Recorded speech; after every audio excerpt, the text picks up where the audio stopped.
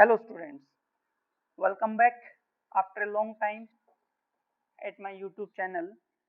आज हम +1 का एक चैप्टर है केमिकल बॉन्डिंग, उसका एक छोटा सा टॉपिक हम करेंगे, एक्सप्लेन करने की कोशिश कर रहे हैं, जिसका नाम है आयनिक बॉन्ड या इलेक्ट्रोवैलेंट बॉन्ड। इस टॉपिक में हम पढ़ेंगे कि आयनिक बॉन्ड को किस प्रकार से हम डिफाइन करें, आयनिक बॉन्ड का फॉर्मेशन कैसे होता है, कौन कौन से ऐसे फैक्टर्स हैं जो आयनिक बॉन्ड को अफेक्ट करते हैं, as well as ionic solid की स्टेबिलिटी को अफेक्ट करते हैं। क्योंकि बॉन्ड जो है कल अपन ने पढ़े थे 3 प्रकार के हैं।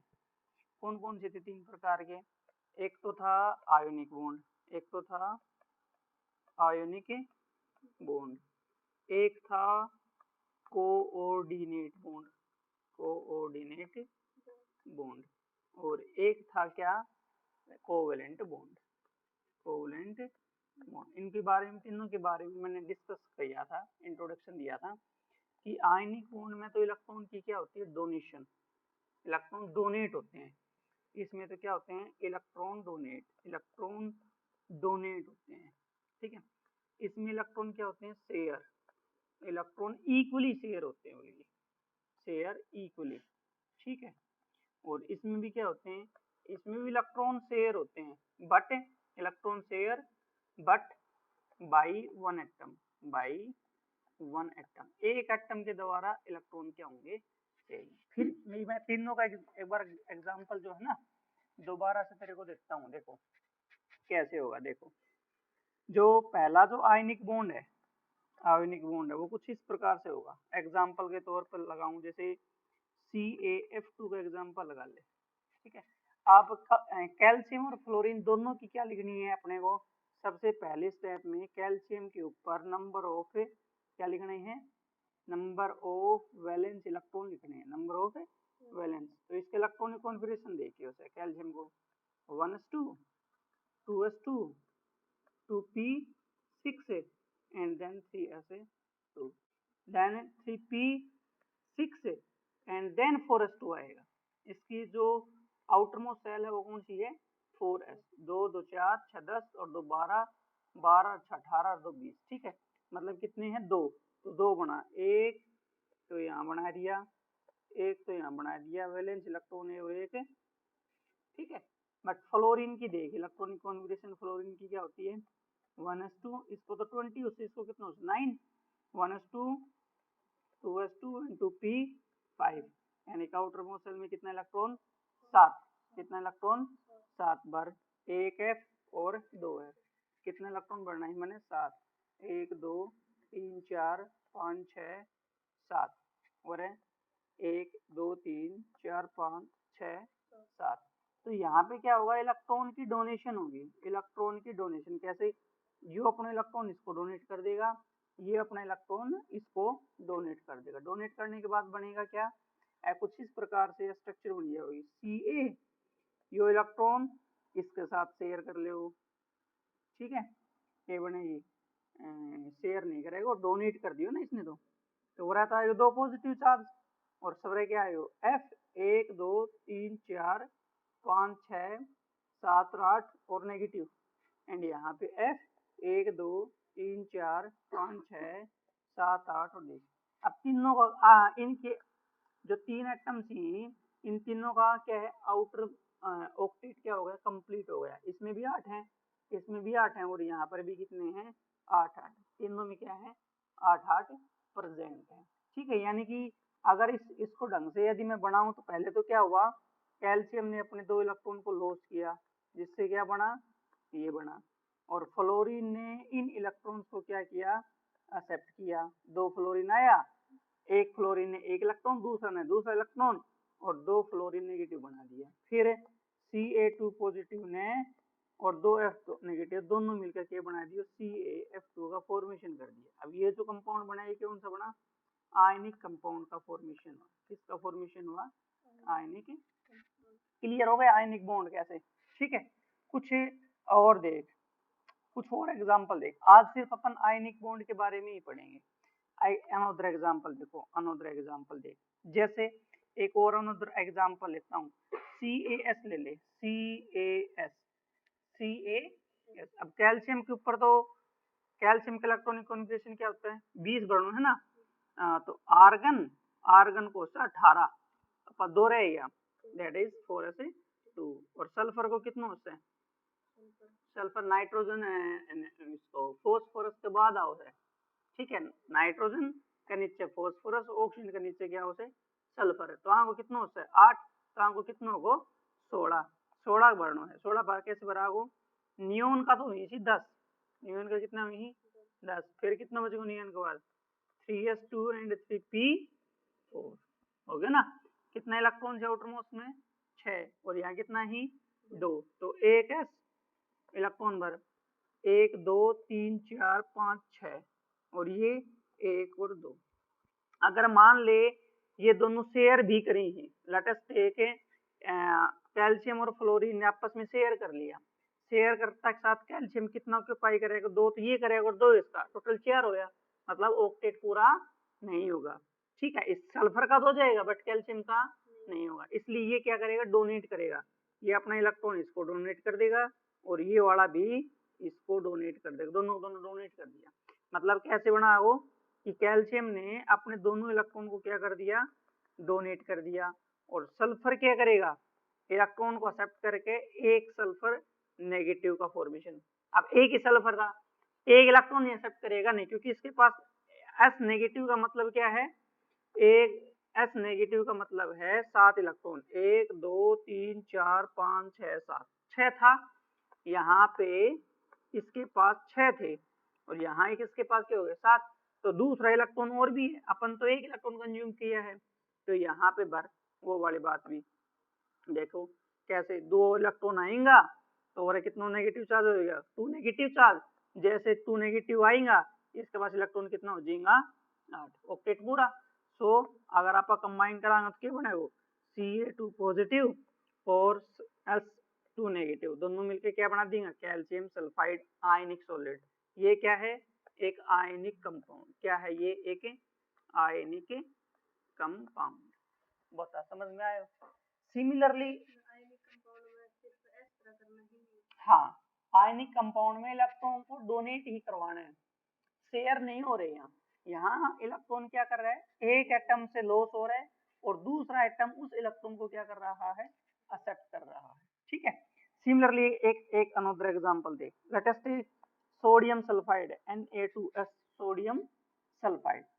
देख Na की इलेक्ट्रॉनिक कॉन्फ़िगरेशन क्या होता है, Na का एटॉमिक नंबर होता है 11, मतलब नियोन के बाद आओ नियोन को 10 और बाई 3s1, यानी कि 1 हो गया, आउटरमोस्ट शेल में कितने इलेक्ट्रॉन हो गया 1, ठीक है।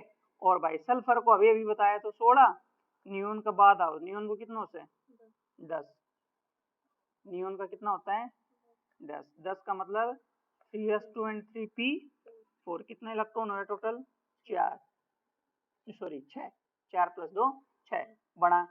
Na 1 बना दियो, दूसरा Na 1 बना दियो, सल्फर 1 2 3 4 और 5 और 6।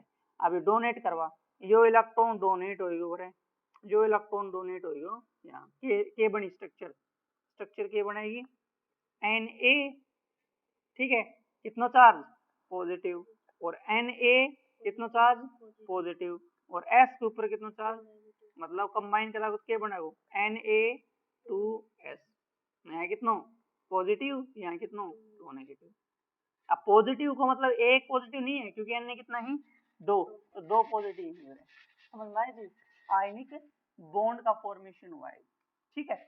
अच्छा, इसके बाद अब कितना इलेक्ट्रॉन लॉस हो रहे हैं या कितना इलेक्ट्रॉन गेन हो रहे हैं वो उसको क्या बताएगा, इलेक्ट्रोवैलेंसी बताएगा, उस एलिमेंट की इलेक्ट्रोवैलेंसी को रिप्रेजेंट करेगा। जैसे यहाँ इन दिस केस सोडियम ने 1 इलेक्ट्रॉन लॉस किया है, यहाँ देख लॉस कर रहे हैं, एंड सल्फर क्या कर रहे हैं 2 इलेक्ट्रॉन को एक्सेप्ट, तो सोडियम की इलेक्ट्रोवैलेंसी कितनी होगी 1, और सल्फर की कितनी होगी, that is the 2, that is known as the electrovalency. मतलब इलेक्ट्रोवैलेंसी की डेफिनेशन क्या है वो,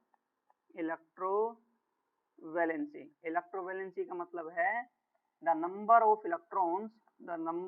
इलेक्ट्रॉन्स लॉस या गेन लॉस या गेन किसके ड्यूरिंग द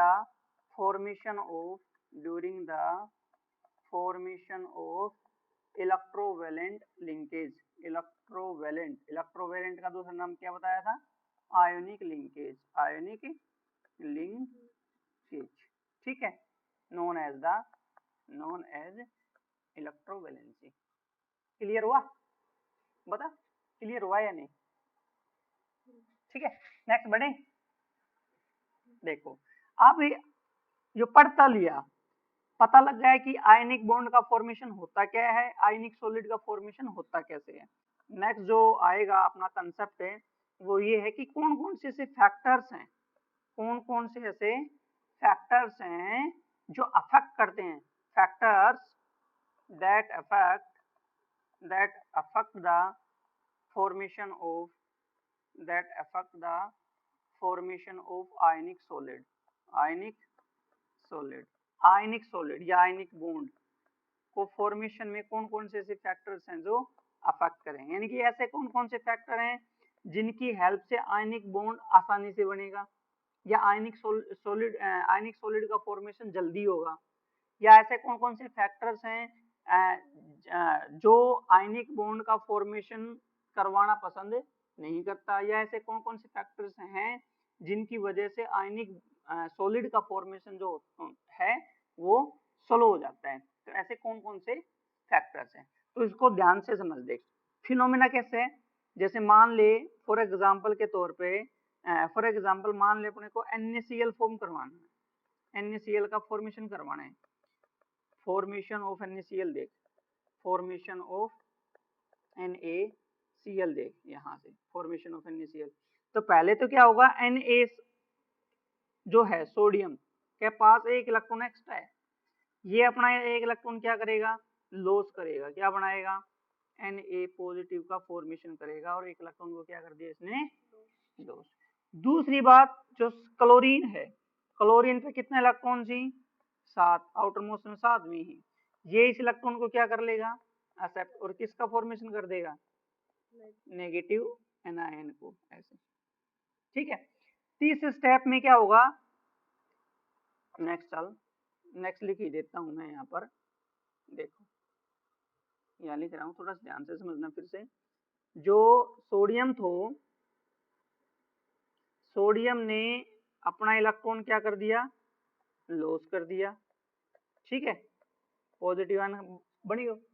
क्लोरीन के पास कितना था, 7 था, इलेक्ट्रॉन को एक्सेप्ट किया, क्या बन गया, क्लोरीन, और कितना चार्ज आएगा, negative.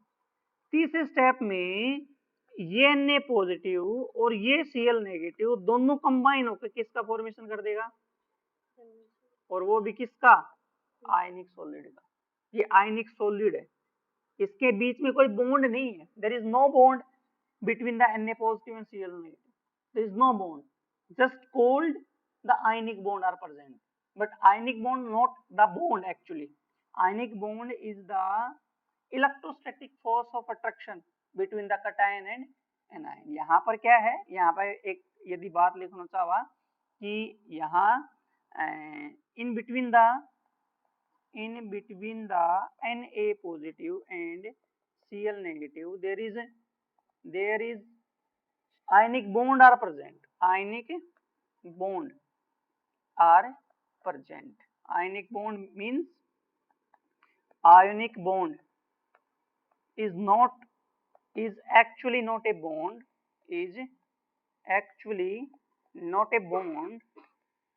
it just a electrostatic force of attraction। कौन सा, इलेक्ट्रोस्टैटिक फोर्स ऑफ, किस किस के बीच में, force of attraction between the cation and अनायन, मतलब पॉजिटिव एंड नेगेटिव चार्ज के बीच में जो फोर्स है उसको हम आयनिक बॉन्ड का नाम दे रहे हैं, या इलेक्ट्रोस्टैटिक फोर्स का नाम दे रहे हैं। तो देखो पहले स्टेप में, स्टेप नंबर फर्स्ट में हुआ क्या था, स्टेप नंबर फर्स्ट में इलेक्ट्रॉन का लॉस हुआ था, यही ना। अब इन तीनों स्टेप को अलग अलग बारीकी से समझ देख। पहला स्टेप में क्या हुआ, ध्यान से समझिए, स्टेप नंबर फर्स्ट, क्या हुआ कि Na जो था उसके पास एक एक्स्ट्रा इलेक्ट्रॉन था, उसने अपना एक्स्ट्रा इलेक्ट्रॉन को क्या कर दिया, लॉस कर दिया, ठीक है, और किसका फॉर्मेशन कर दिया, Na पॉजिटिव। अब इलेक्ट्रॉन कोई भी एटम हो वो इलेक्ट्रॉन को लॉस कर रहा है तो समथिंग एनर्जी अपने को क्या करनी पड़ेगी, सप्लाई, ये अपने को पता है। और कौन सी एनर्जी कहलाई जाओ सुबह, आयोनाइजेशन एनर्जी। यानी कि इस इलेक्ट्रॉन को यदि अपने को लॉस करवाना है, ये कुछ ऐसे है, ये आपका मान लो सोडियम का न्यूक्लियस है, ये हो गई फर्स्ट सेल जिसमें कितने इलेक्ट्रॉन प्रेजेंट है, 2, 1 2, ठीक है, 1s2। फिर दूसरी सेल है, दूसरी सेल का मतलब 2s2p, कितना इलेक्ट्रॉन शेयर है, 8, 1 2 3 4 5 6 7 8 हो गया। फिर थर्ड सेल ऐसे, ऐसे क्या है, थर्ड सेल है। अब इसमें कितने इलेक्ट्रॉन है, जस्ट एक, ठीक है। सेल अलग अलग से, कौन कौन सी सेल है, या तो कौन सी है, फर्स्ट सेल, फर्स्ट सेल, या कौन सी है, सेकंड सेल, या कौन सी है, थर्ड सेल। मतलब यहाँ तो 1s2 से ओनली, यहाँ पे कैसे 2s2 एंड 2p6 है, और यहाँ क्या है 3s1। अब यो एक इलेक्ट्रॉन, ये वाला जो इलेक्ट्रॉन है, दिस वन, ये आउटर मोस्ट सेल इलेक्ट्रॉन है, ये क्या है, this is the outer most shell electron, just बाहर प्रेजेंट है, बहुत ज्यादा दूर प्रेजेंट है न्यूक्लियस से। तो इन दोनों के बीच में एक फोर्स प्रेजेंट है, कहाँ कहाँ, इन दोनों के बीच में एक फोर्स प्रेजेंट है, that force present between the nucleus of atom and outermost cell electron। इस फोर्स को क्या करना पड़ेगा, पहले ब्रेक करना पड़ेगा, यदि मेरे को इस इलेक्ट्रॉन को क्या करना है, loss. so we have to supply some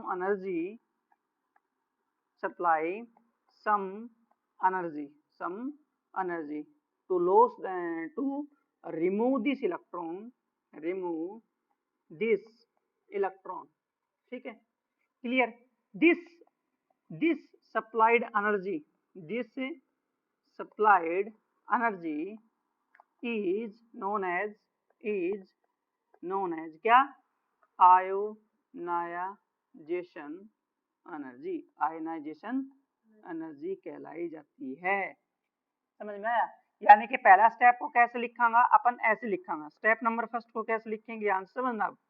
Na था, लॉस किया, Na पॉजिटिव बनाया, इलेक्ट्रॉन, कौन सी एनर्जी, आयोनाइजेशन एनर्जी फर्स्ट, ठीक है। अब चले सेकंड स्टेप का देखना, स्टेप नंबर सेकंड में क्या हुआ रहा होगा, देखो स्टेप नंबर सेकंड में क्या था, क्लोरीन था, क्लोरीन के ऊपर कितना, 1 2 3 4 5 6 और एक 7 इलेक्ट्रॉन थे, ऐसे कुछ था। अब 7 इलेक्ट्रॉन थे, एक इलेक्ट्रॉन आ रहा है, एक इलेक्ट्रॉन हम क्या कर रहे हैं, इसको दे रहे हैं, कौन सा इलेक्ट्रॉन, ये वाला इलेक्ट्रॉन। तो क्लोरीन के ऊपर कितना होगा, 1 2 3 4 5 6 7 8 हो गया, और नेगेटिव चार्ज। अब क्लोरीन का यदि स्ट्रक्चर बनाया हो, देखो उसका कुछ ऐसे बनेगा, पॉजिटिव चार्ज एंड दिस पहली सेल, दिस दूसरी सेल, ठीक है, and this third cell and this is the fourth cell. ऐसे 4 सेल हैं। पहले में कितना इलेक्ट्रॉन, 2, दूसरे में कितना, 1 2 3 4 5 6 7 8, ठीक है, बना लिए। अगले में कितना, 8, 1 2 3 4 5 6 7 8, और अगले में कितना है, 7, नहीं क्लोरीन है ना, क्लोरीन पे है तो ये भी इसी के नाम से 3p5 होता है, यानी कि एक इलेक्ट्रॉन कम होता है, 3s7 होता है, इसका क्या होता है, 3s7, ठीक है, ऐसे 1s2 2s2 2s2 के बाद 2p6 3s2 एंड 3p5। तो देख ले एक,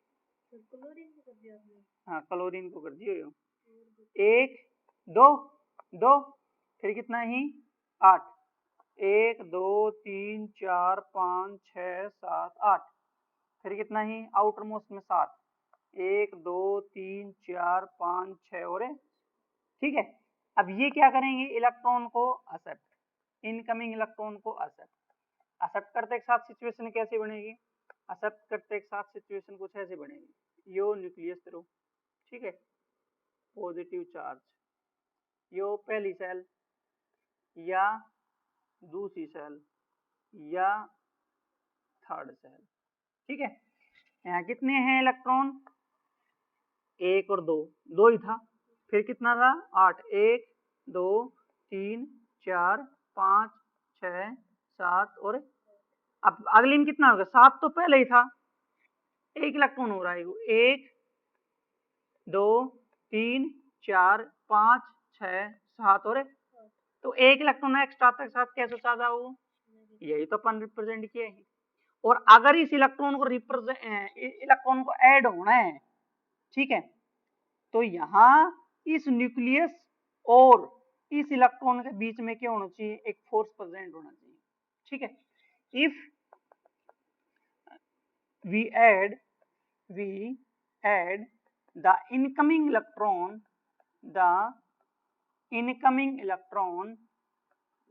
कहाँ, in the outermost cell of atom,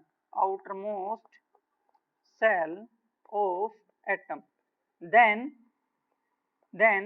there is a force of attraction between the force of attraction is present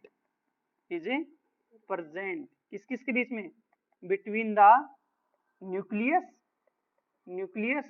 of atom and incoming electron, ठीक है। due to this force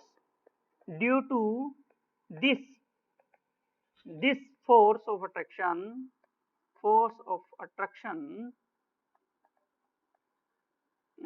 कब, force of attraction कब से, when electron are add, ठीक है। some energy are released, energy are released, this released energy क्या कहलाई जाती है, this released energy is known as ionization enthalpy, नहीं, इलेक्ट्रॉन गेन एंथैल्पी, क्योंकि इलेक्ट्रॉन इसमें ऐड हो रहा है, या फिर क्या कहेगा, इलेक्ट्रॉन एफिनिटी,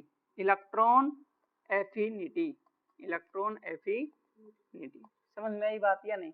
यानी कि स्टेप नंबर 2 को यदि कंप्लीट करेगा तो क्या कहेगा यहाँ पे, कि यहाँ पर इलेक्ट्रॉन एफिनिटी अपना रोल अदा कर रहा है, ठीक है। अब इलेक्ट्रॉन एफिनिटी तो क्या है, पॉजिटिव में है इसकी, और इलेक्ट्रॉन गेन एंथैल्पी क्या है, नेगेटिव में है।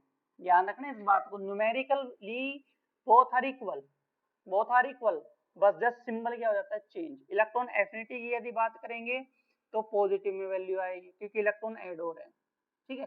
इलेक्ट्रॉन गेन एंथैल्पी की बात करेगा तो एनर्जी वहां से क्या होगी, रिलीज हो रही है, सो इलेक्ट्रॉन गेन एंथैल्पी किसमें आएगी, नेगेटिव में। ये जो प्रोसेस है इसको अलग नाम दे दे, इलेक्ट्रॉन गेन एंथैल्पी ऑलवेज क्या होती है, इट ऑलवेज एक्सोथर्मिक प्रोसेस, कैसा प्रोसेस होता है, एक्सोथर्मिक, एनर्जी क्या होती है यहाँ से रिलीज। और जो पहला स्टेप था उसमें क्या होता है, पहले स्टेप में क्या होता है, यहाँ पर आयनाइजेशन एनर्जी होता है, मतलब एनर्जी गेन की गई है, एनर्जी अपन को हमने क्या की है, सप्लाई की है, इसको सप्लाई कर तक साथ, मतलब इट ऑलवेज एंडोथर्मिक प्रोसेस, कौन सा प्रोसेस, एंडोथर्मिक, क्योंकि यहाँ पर हम एनर्जी को सप्लाई कर रहे हैं, एंडोथर्मिक एंडोथर्मिक प्रोसेस। क्लियर है? दो स्टेप हो गया। तीसरा स्टेप मोस्ट इंपोर्टेंट, तीसरा स्टेप और भी मोस्ट इंपोर्टेंट, देख step number third. Step number third में क्या है, देखो एक Na पॉजिटिव आपके पास आया बन के, और एक ही क्या आया, Cl नेगेटिव आयन आया।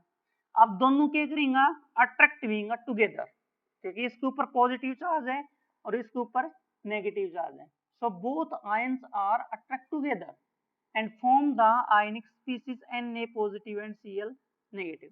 अब देख इनके बीच में मैं बॉन्ड का रिप्रेजेंटेशन नहीं कर रहा, जस्ट क्या शो कर रहा हूं, इनके ऊपर चार्ज को शो कर रहा हूं, और दोनों पास पास लिख दिए। पास पास लिखने का मतलब इनके बीच में फोर्स ऑफ अट्रैक्शन प्रेजेंट है। आयनिक बॉन्ड कभी भी ऐसा नहीं लिखेंगे Na बॉन्ड Cl, ऐसा नहीं होगा।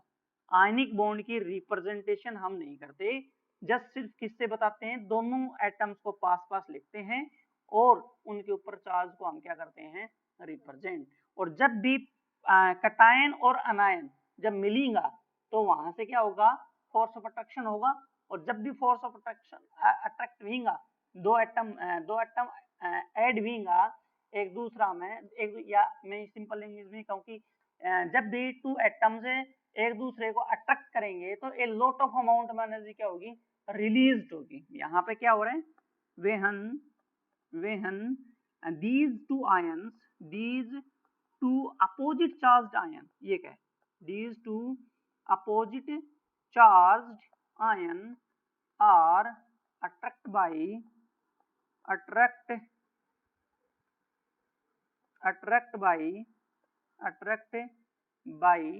a force, कौन सा force, an electrostatic force, an electrostatic force, जिसको अपन क्या नाम दे रहे, ionic bond. So lot of amount of energy या अमाउंट ऑफ हीट कह सकता है इसको, amount of energy are released. This released energy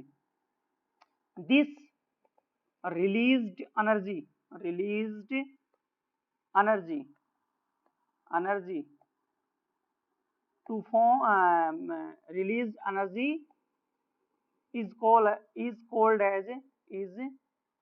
as lattice energy. क्या नाम देगा, lattice energy. Most important topic है लैटिस एनर्जी, ठीक है। मतलब लैटिस एनर्जी का मीनिंग क्या देगा कि 1 मोल, अब ये कितना मोल बने होता है, सिर्फ 1 मोल आयनिक सॉलिड का फॉर्मेशन हमने किया, किससे, इसी के ही कंस्टिट्यूएंट्स एटम्स के द्वारा, ठीक है। तो कितनी अमाउंट में हीट रिलीज हो रही है, that released energy is known as the ionization enthalpy, ठीक है। सॉरी आयनाइजेशन एंथैल्पी नहीं, लैटिस एनर्जी, ठीक है। मतलब मैं क्या कह रहा हूं, देखो इसकी प्रॉपर डेफिनेशन क्या देगा, द एनर्जी रिलीज्ड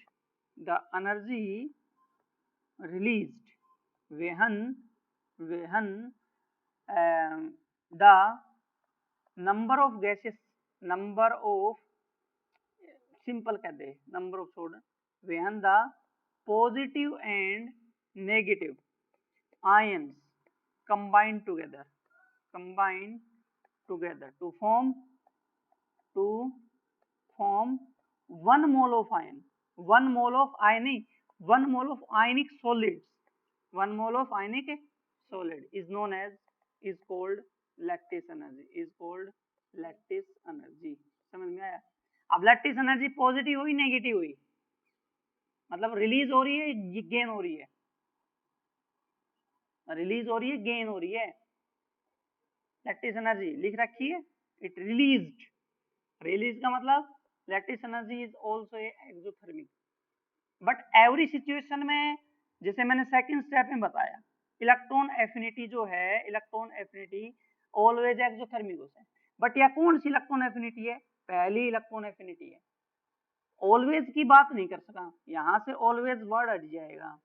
अगर अपन पहली की बात करांगा तब तो सिर्फ यही आएगा always. But electron affinity second की बात करूंगा, जैसे ऑक्सीजन का केस में, या इलेक्ट्रॉन गेन एंथैल्पी ऑलवेज क्या होती है, पॉजिटिव में आती है, क्योंकि वहां एनर्जी अपने को क्या करनी पड़ती है, सप्लाई करनी पड़ती है, ठीक है। तो ये सब नीचे। और यहाँ पे क्या है, यहाँ पर यदि आयंस मिलकर आयनिक सॉलिड बना रहे हैं तब तो एनर्जी रिलीज होगी, बट 1 मोल आयनिक सॉलिड को यदि हम ब्रेक करें तो ब्रेक करने से क्या होगा, ब्रेक करने के लिए हमें एनर्जी सप्लाई करनी पड़ेगी, तो वो एनर्जी, वो सप्लाइड एनर्जी भी क्या कहलाती है, that supplied energy is called lattice energy also, but वो किस में आएगी, पॉजिटिव। समझ में आई बात, कर लेगा, ठीक है। लैटिस एनर्जी का कंसेप्ट बता दिया, आयनाइजेशन एनर्जी बता दी और ये बता दी। आज कुछ बातें हैं जिनके ऊपर ये लैटिस एनर्जी क्या करेगी, डिपेंड भी करती है, क्योंकि थर्ड बताया ना मोस्ट इंपोर्टेंट है। कुछ बातें हैं जिनके ऊपर लैटिस एनर्जी क्या करेगी, डिपेंड करेगी। अब देख इसी में पढ़ते हैं कौन कौन से ऐसे फैक्टर्स हैं, कौन कौन से ऐसे फैक्टर्स हैं, factors that affect lattice energy, that affect the lattice energy. Lattice energy को कौन कौन से फैक्टर्स जो हैं अफेक्ट करते हैं। पहला factor charge on the ion, कौन सा है, charge on the ion, on the, जितना ज्यादा चार्ज होगा, ध्यान से देखिए इसको लैटिस एनर्जी को देखो, यहां जितना ज्यादा चार्ज होएगा तो फोर्स ऑफ अट्रैक्शन क्या होगा, ज्यादा, वेरी लार्ज। जितना ज्यादा चार्ज उतना ज्यादा से ज्यादा force of attraction between the cation and anion. जितना ज्यादा चार्ज कैटायन, जितना ज्यादा चार्ज एनायन, उतना ज्यादा इन दोनों के बीच में फोर्स, और जितना ज्यादा फोर्स उतनी ही अमाउंट में यहाँ पर हीट क्या होगी, रिलीज्ड। तो जितनी ज्यादा रिलीज होगी लैटिस एनर्जी उतनी ही ज्यादा। तो अगर मैं बात करूं, इसके लिखूं, जितना ज्यादा चार्ज उतनी ज्यादा क्या मिलेगी, लैटिस एनर्जी, उतनी ज्यादा क्या मिलेगी, लैटिस। फॉर एग्जांपल यदि बात करूं, एक NaCl है, एक CaCl2 है, एक MgO है, तो यहाँ तो एक पॉजिटिव एक नेगेटिव, यहाँ 2 पॉजिटिव 1 नेगेटिव, यहाँ 2 पॉजिटिव, तो इस साइड जैसे जैसे जा रहा हूँ चार्ज क्या हो रहा है, इंक्रीज। चार्ज यहाँ पर क्या हो रहा है, चार्ज बढ़ेगा तो लैटिस एनर्जी क्या होगी, लैटिस एनर्जी यहाँ पर क्या होगी, increase. So what is this, समझ में आई बात ना आई बता। दूसरा, मान लो किसी केस में चार्ज सेम हो, if charge is same, if charge is same, then कौन सा फैक्टर देखेगा, साइज, साइज, कौन सा फैक्टर देखेंगे, size of ion, size of the ion.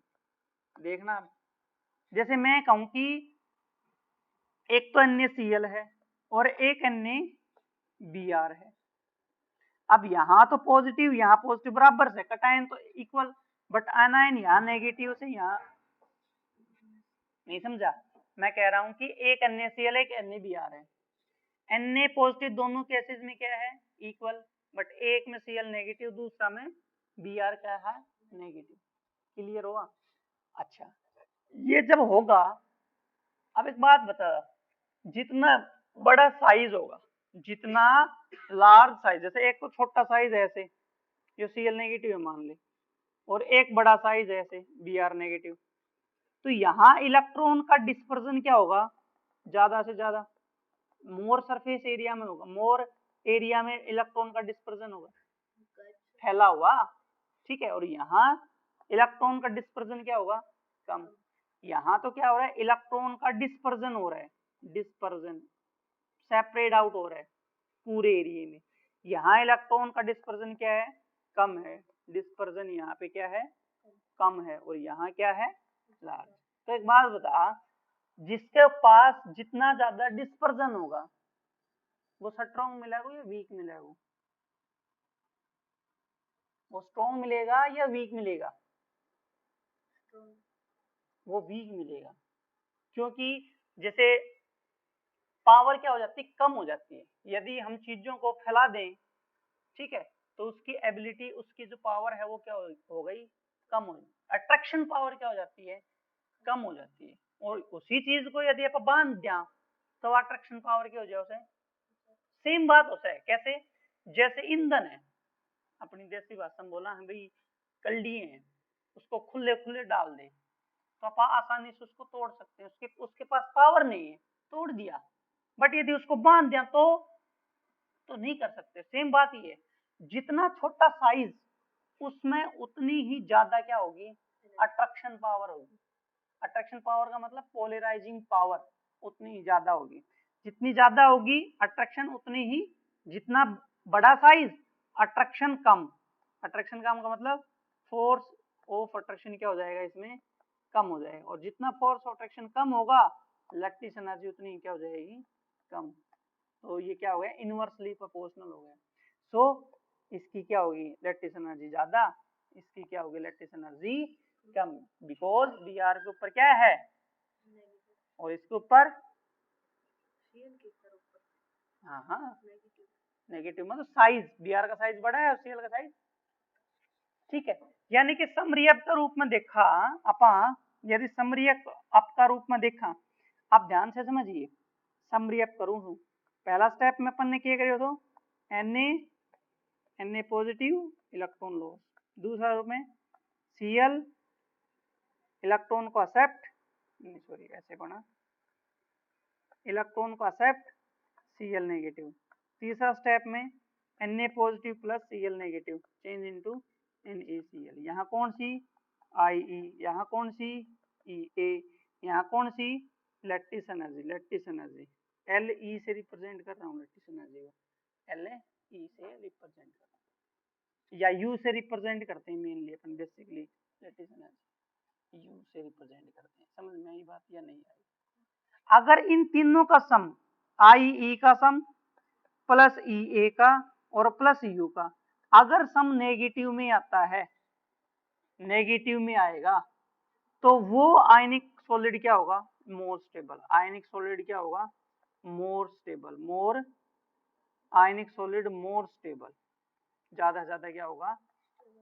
अकेली IE भी डिफाइन नहीं कर सके, अकेली IE भी डिफाइन नहीं कर सकती आयनिक सॉलिड की स्टेबिलिटी, सिंगल इलेक्ट्रॉन एफिनिटी भी डिफाइन नहीं कर सकती, सिंगल लैटिस एनर्जी भी डिफाइन नहीं कर सकती। डिफाइन कौन करेगा, तीनों का सम। यदि तीनों का सम नेगेटिव में आता है, जितना ज्यादा नेगेटिव में आएगा उतना ज्यादा आयनिक सॉलिड की स्टेबिलिटी ज्यादा से ज्यादा होगी। वैसे और भी ऐसे फैक्टर्स है जो इसको, इसकी स्टेबिलिटी को अफेक्ट करते हैं, जैसे एक फैक्टर होता है डिसोसिएशन एनर्जी, वो अफेक्ट करता है। एक फैक्टर होता है सब्लिमेशन एनर्जी, वो भी इसको अफेक्ट करता है, ठीक है। तो ये हम जो बाकी जो रिमेनिंग है ना, ये हम अगला चैप्टर जब आएगा, 6th चैप्टर है अपने पास थर्मोकेमिस्ट्री एंड थर्मोडायनेमिक्स, वहां हम इनकी बात पढ़ेंगे। फिलहाल के लिए सिर्फ इतना कि सिंगल IE, सिंगल EA और सिंगल U, ये तीनों एनर्जी अपने आप में इंडिविजुअली आयनिक सॉलिड की स्टेबिलिटी को डिफाइन नहीं कर सकती, बट इन तीनों का सम क्या करेगा, आयनिक सॉलिड को, आयनिक सॉलिड की स्टेबिलिटी को डिफाइन करेगा। जितना ज्यादा नेगेटिव में आएगा इनका सम, जितना ज्यादा नेगेटिव में आएगा इनका सम, उतनी ज्यादा इनकी क्या होगी, स्टेबिलिटी होगी, ठीक है। मतलब दूसरी चीज, अब ये यहाँ से अब मैं कहूँ कि भी ऐसे कौन कौन से एटम्स हैं जो आयनिक सॉलिड का फॉर्मेशन करते हैं, ठीक है। तो कौन कौन से एटम होगा, जिसकी जितनी ज्यादा इलेक्ट्रॉन एफिनिटी होगी वो उतनी जल्दी इलेक्ट्रॉन को एक्सेप्ट करेगा। किसकी इलेक्ट्रॉन एफिनिटी ज्यादा होती है, नॉन मेटल की, ठीक है। और जिसकी जितनी ज्यादा कम होगी वो आसानी से इलेक्ट्रॉन को, वो कौन होता है, मेटल, एस ब्लॉक वाले होते हैं। यानी कि यदि अपने पास एस ब्लॉक के एलिमेंट और हेलोजन, नाइट्रोजन फैमिली आ जावे, ऑक्सीजन फैमिली आ जावे या फ्लोरीन की फैमिली आ जावे, इन दो को कंबाइन करूं तो यहाँ पर क्या होता है, आयनिक सॉलिड का फॉर्मेशन होता है, आयनिक सॉलिड का फॉर्मेशन होता है। क्यों, क्योंकि इनकी IE क्या होती है, कम, और इनकी इलेक्ट्रॉन एफिनिटी क्या होती है, लार्ज। बेसिकली इसमें नाइट्रोजन के भी number of species, number of जो स्पीसीज है आयनिक स्पीसीज, वो कम मिलते हैं, मिलते तो हैं बट कम मिलते हैं। इसमें एक एक्सेप्शनल केस है, एक्सेप्शनल केस है NH4, एक आयन है cation ammonium ion NH4, NH4 के भी बहुत सारे आयनिक कंपाउंड मिल जाते हैं, जैसे NH4Cl मिल गया, जैसे NH4 अमोनियम क्लोराइड मिल जाता है इसमें, ये आयनिक सॉलिड है, आसानी से ब्रेक हो जाता है आयन्स में, ठीक है, तो ये कुछ एक्सेप्शनल है। ठीक है, नेक्स्ट बढ़ूं? ठीक है, सिर्फ आज इतना ही। समरी आपका रूप में फिर से रिवाइज करवा देता हूँ। आज हमने पढ़ा आयनिक सॉलिड। ठीक है, स्टार्ट किया था आयनिक सॉलिड। क्या किया उसमें? सबसे पहले आयनिक सॉलिड होता क्या है, आयनिक बॉन्ड क्या होता है बताया, डोनेशन ऑफ इलेक्ट्रॉन। कुछ एग्जांपल बताए according to Lewis dot structure के अकॉर्डिंग। फिर बताया कि कौन कौन से ऐसे फैक्टर्स हैं जिनकी वजह से आयनिक सॉलिड की स्टेबिलिटी डिफाइन होती है। तो 3 फैक्टर बेसिकली मेन रोल अदा करते हैं, आई ई ए और लैटिस एनर्जी। लैटिस एनर्जी जब हमने पढ़ी तो ये देखा है कि लैटिस एनर्जी को कौन कौन से फैक्टर अफेक्ट करते हैं, 2 factor. First is size, second is charge. जितना बड़ा साइज उतनी कम लैटिस एनर्जी, जितना ज्यादा चार्ज उतनी ज्यादा लैटिस एनर्जी। तो ये कुछ फैक्टर्स हैं जिसको क्या करते हैं, क्लियर कर लेगा। आज के लिए सिर्फ इतना। Okay, thanks a lot. यदि यह वीडियो आप लोगों को अच्छी लगी हो तो प्लीज लाइक शेयर और सब्सक्राइब चैनल को जरूर कर देना। ठीक है।